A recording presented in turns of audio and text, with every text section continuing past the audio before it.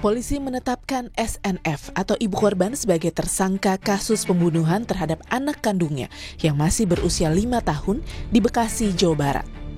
Sebelum ditetapkan sebagai tersangka, polisi juga telah memeriksa kejiwaan ibu korban. Hasilnya, diduga pelaku mengidap skizofrenia. Polisi juga telah memeriksa suami pelaku yang membenarkan perilaku aneh sang istri sebelum membunuh anak kandungnya.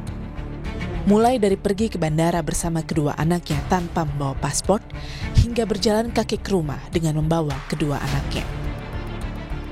Diketahui oleh suaminya melalui security bandara bahwasannya dia mau pergi ke luar negeri tapi tanpa paspor dan tiket. Namun pihak dari keamanan bandara langsung menghubungi suaminya memberitahukan bahwasannya istrinya dan dua anaknya sedang ada di bandara.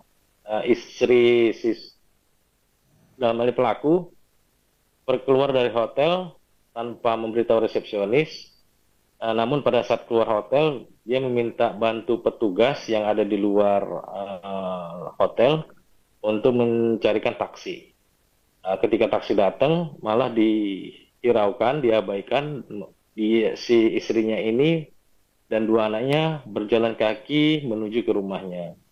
Nah, ketika saat itu dihubungi oleh suaminya, si istri dan dua anaknya ini tidak bisa berkomunikasi. Nah, ketika jam 10 pagi dihubungi istrinya dan diketahui direspon oleh istrinya bahwasanya ditanya di mana, ada di rumah, dan kemudian ditanya di mana anak tersebut sudah di surga. Komisi Perlindungan Anak Daerah KPAD Kota Bekasi menurunkan 3 psikolog untuk mendalami kasus ini. Selain untuk mendalami kondisi psikologi tersangka, KPAD juga fokus melakukan pendampingan pada adik korban guna menghilangkan trauma karena diduga sempat melihat peristiwa penusukan kakaknya oleh sang ibu. Anak hari ini dalam proses pendampingan oleh tim dari DP3 dan Komisi Perlindungan Anak Daerah Kota Bekasi. Berarti anak itu sempat melihat, Pak? Kalau kan memang dia secara komunikasi belum lancar ya, tapi ada beberapa indikasi sempat anak itu kaget, beberapa kagetan gitu ya. Seperti ada shock trauma melihat sebuah kejadian yang belum pernah dilihat sebenarnya. Karena anak itu masih usia 2 tahun ya, jadi belum bisa bercerita. Dalam menjalani proses pemeriksaan, polisi menyebut pelaku kerap berhalusinasi dan menyebut mendapat bisikan saat membunuh anak kandungnya sendiri. Saat ini, polisi masih mencari motif pembunuhan yang dilakukan ibu kepada anak kandungnya. Tim Liputan Kompas TV. Polisi telah menetapkan ibu kandung sebagai tersangka pembunuhan anak di Bekasi, Jawa Barat. Namun polisi menemukan pelaku terindikasi mengalami skizofrenia. Lalu bagaimana selanjutnya proses hukum terhadap sang ibu yang juga mengalami gangguan kejiwaan itu? Kami akan diskusikan bersama dengan para narasumber. Bergabung saat ini psikolog klinis ibu dan anak Ana Surti Aryania dan ahli hukum pidana Albert Aris. Selamat sore semuanya, apa kabar? Selamat sore. Oke, terima kasih seluruh yang sudah bergabung dalam diskusi kami kali ini. Saya ke Mbak Nina dulu kalau begitu. Dengan fakta-fakta yang ditemukan penyidik bahwa ada telepon dari suami yang bilang dari sang pelaku ini anak sudah pergi jauh lalu datang ke bandara tanpa bawa paspor dan gejala-gejala lain, apakah itu memenuhi indikator bahwa pelaku ini mengidap skizofrenia, Mbak? Kalau dari perilaku itu, Mas, kita belum bisa bilang bahwa itu adalah skizofrenia. Tapi kita memang perlu melakukan pemeriksaan yang lainnya. Dan syukurlah kalau memang sudah ada para psikolog klinis yang menjadi pemeriksa juga. Nah, sebetulnya ketika kita bicara tentang mereka yang mengalami skizofrenia, biasanya itu mereka memunculkan adanya simptom-simptom. Misalnya, mereka mengalami adanya halusinasi. Halusinasi itu adalah ketika seseorang merasa mendengar suara-suara yang tidak terdengar oleh orang lain, atau merasa melihat sesuatu yang tidak bisa dibuktikan keberadaannya. Kemudian selain halusinasi, seringkali yang muncul juga adalah delusi, yaitu ketika seseorang tuh merasa bahwa dirinya tuh adalah seseorang yang lain, yang bukan dirinya gitu ya, atau dia merasa dia mengalami misalnya suatu tindak kekerasan yang sebetulnya tidak terjadi dan dia sangat meyakini itu. Ada juga kondisi-kondisi lain misalnya yang kita sebut disorganized thinking atau pola pikir yang sangat tidak terorganisir, yang kadang-kadang muncul dalam bentuk kata-katanya yang sangat tidak beraturan, ya, yang kita juga menyebutnya sebagai word salad. Disorganized thinking ini juga bisa membuat seseorang kemudian melakukan tindakan-tindakan yang membingungkan bagi orang lain karena sepertinya tidak ada alasan untuk melakukan hal tersebut.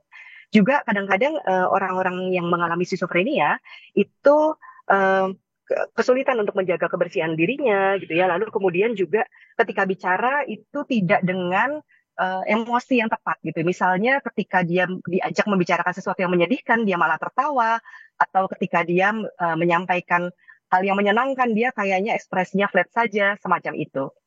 Tapi kalau penegasan saja, dari indikator-indikator dari temuan fakta kepolisian itu tadi, apakah ada yang memenuhi bahwa ini betul bahwa ada skizofrenia begitu yang diidap? Tidak mungkin hanya dari 1-2 perilaku saja kemudian kita mendiagnosis seseorang. Perlu ada pemeriksaan yang lengkap, jadi pemeriksaannya itu akan mencakup ada wawancara, ada observasi, juga ada beberapa tes yang perlu dilakukan untuk orang-orang ini. Dan jika semuanya itu terbukti, maka baru bisa ditegakkan diagnosis apakah skizofrenia atau justru mengalami gangguan-gangguan yang lain. Karena jenis gangguan itu sangat-sangat banyak, dan tidak hanya skizofrenia saja, tapi memang skizofrenia termasuk yang paling berat. Oke, biar tidak keliru begitu, skizofrenia ini termasuk penyakit kejiwaan atau gangguan kejiwaan, Mbak? Gangguan atau penyakit kejiwaan itu relatif sama gitu ya. Yang kemudian agak berbeda itu adalah yang masalah kejiwaan itu yang sedikit lebih ringan. Namun skizofrenia ini termasuk yang paling berat. Oke, dengan fakta temuan seperti ini, Mas Albert, ditambah lagi dengan statusnya sudah sebagai tersangka, masih pantas tidak untuk dilanjutkan proses hukum ini dengan statusnya sang ibu sebagai tersangka? Ya, terima kasih Mas Tifal dan Bu Nina. Jadi pertama saya perlu menyampaikan bahwa dalam hal ini penyidik Polda Metro Jaya ya sudah menetapkan status yang bersangkutan sebagai tersangka. Artinya penyidik berkeyakinan ada minimal 2 alat bukti sebagai bukti awal untuk menetapkan status tersangka bersangkutan. Akan tetapi kalau kita kembali kepada bab 3 KUHP lama dalam pasal 44, orang yang melakukan suatu tindak pidana dan ada indikasi gangguan kejiwaan belum tentu dipidana, Mas Tifal. Ada 4 parameter apakah seseorang itu bisa dimintakan pertanggungjawaban pidana atau tidak. Yang pertama adalah kemampuan bertanggung jawab dari si pelaku ini nanti dilihat bagaimana keadaan akal, jiwa, dan pertumbuhan atau apakah terganggu karena penyakit. Yang kedua, tanpa mengurangi rasa hormat saya kepada Bu Nina juga, penentuan kemampuan bertanggung jawab ini memang konteksnya cenderung kepada psikiater ya dalam hal ini. Tentu dengan bantuan profesi-profesi lain misalkan seperti psikolog klinis dan lain sebagainya. Yang ketiga, dicari tahu apakah ada hubungan kausalitas antara keadaan jiwa tersebut dengan perbuatan yang dilakukan, Mas Tifal. Dan yang terakhir adalah penilaian terhadap hubungan tersebut ditentukan oleh hakim dalam hal ini. Jadi kesimpulannya, Mas Tifal, orang yang melakukan tindak pidana belum tentu bisa dimintakan pertanggungjawaban pidana. Namun demikian, sore hari saya perlu menyampaikan, sayang sekali KUHP lama yang masih kita gunakan sampai hari ini belum menerangkan tentang detail apa itu skizofrenia. Dalam KUHP baru, ada kemampuan bertanggung jawab dan ada kurang mampu bertanggung jawab. Nah, nanti tinggal dilihat bagaimana derajat pertanggungjawaban pidana dengan bantuan ahli. Kalau misalkan memang dia tidak mampu bertanggung jawab dan termasuk dalam kategori disabilitas mental, dia bisa dikenai pidana dan tindakan. Tapi selebihnya, Mas Tifal, kalau kekambuhannya begitu akut disertai dengan gejala psikotis, maka dia hanya dapat dikenakan tindakan berupa misalkan dikirim ke rehabilitasi atau ke rumah sakit jiwa untuk diobati. Tujuannya adalah penting, Mas Tifal, untuk memastikan perbuatan serupa juga tidak dilakukan lagi di tengah-tengah masyarakat. Sehingga apakah perlu kiranya asesmen ulang untuk status tersangka terhadap pelaku ini? Begini, proses penyidikan adalah proses pengumpulan bukti untuk membuat terang perkara dan menemukan siapa tersangkanya. Artinya dengan praduga tidak bersalah, presumption of innocence, biarkan polisi bekerja dengan profesional dan sekiranya memang karena ini adalah suatu tindak pidana pembunuhan ya, yang kategorinya cukup berat, maka biarkan penyidik dalam ini bekerja profesional dan sekiranya cukup bukti bisa dilimpahkan ke pengadilan untuk dinilai secara objektif. Jadi ahli-ahli baik dari sisi penuntut umum nanti, dari sisi terdakwa nanti akan dinilai oleh hakim objektivitasnya untuk mencari kebenaran material, Mas. Kebenaran yang paling dicari dalam perkara pidana yaitu kebenaran yang paling sesungguhnya. Demikian.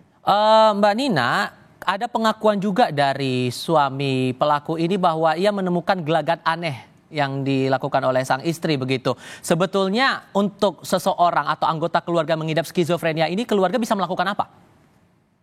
Oke, jadi ketika kita mendapatkan anggota keluarga kita melakukan tindakan-tindakan yang aneh, misalnya karena disorganized thinking tadi ya, maka sesungguhnya kita perlu mencari tahu ada apa yang terjadi pada orang ini. Beberapa orang ternyata mengalami perubahan perilaku yang aneh akibat adanya stres berat yang baru dialami, misalnya baru saja mengalami kekerasan dari orang lain, belum tentu dari anggota keluarga, gitu. Dan kita perlu mencari tahu dulu apa yang terjadi pada orang ini. Kemudian yang perlu dilakukan juga adalah memberikan pendampingan ataupun memberikan bantuan.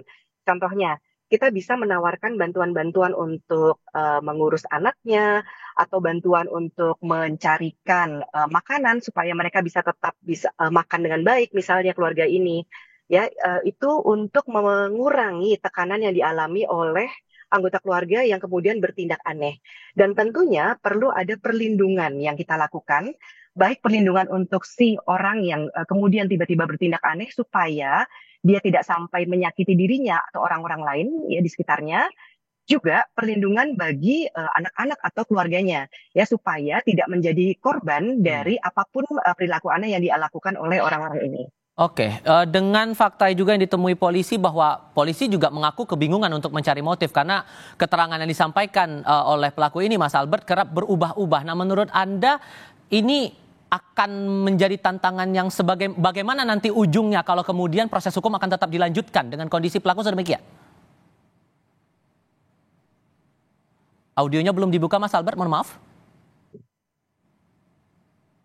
Mohon maaf. Oke, silakan. Ya, jadi karena proses penyidikan ini masih berlangsung dan ada indikasi skizofrenia ya, kalau kita lihat dalam penjelasan pasal 38 KUHP baru itu kan merupakan disabilitas mental berupa terganggunya fungsi pikir, emosi, dan perilaku yang bisa mengganggu kepribadian dia, kurang lebih seperti itu ya. Nah, jadi memang dalam hal ini polisi harus bekerja dengan profesional, menghadirkan ahli-ahli yang kompeten, termasuk juga Bu Ana Surti Aryani ini, Bu Nina ya, bisa dihadirkan nanti bisa untuk menentukan derajat pertanggungjawaban pidananya, Mas. Tentu meskipun ada postulat yang mengatakan furiosus nulla voluntas est, bahwa orang yang kurang sehat jiwanya itu tidak memiliki kehendak. Dalam hal ini polisi harus menelusuri dan mengumpulkan bukti lebih jauh dengan cara menghadirkan ahli. Karena ini tidak bisa tidak harus dengan bantuan ahli, Mas Tifal.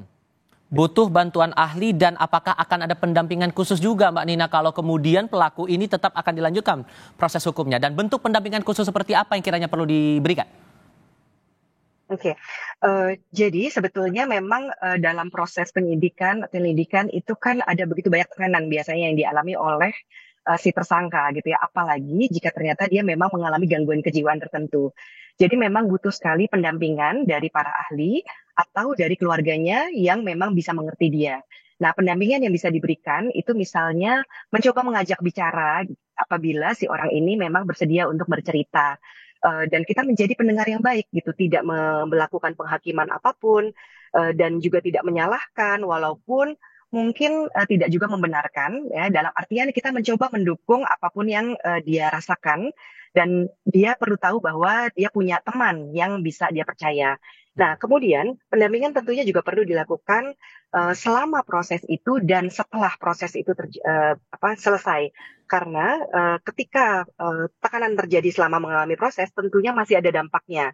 Jadi jika memungkinkan, keluarga juga diberdayakan untuk bisa mendampingi, untuk tahu apa langkah-langkah spesifik yang bisa dilakukan kepada si orang ini supaya dia bisa punya kehidupan yang baik juga di rumahnya. Ini tampaknya akan menjadi tantangan sendiri buat penyidik mengusut lebih dalam terkait dengan kasus ini. Mbak Nina, Mas Albert, terima kasih sudah berbagi pandangan bersama kami kali ini. Sehat selalu semuanya. Selamat sore.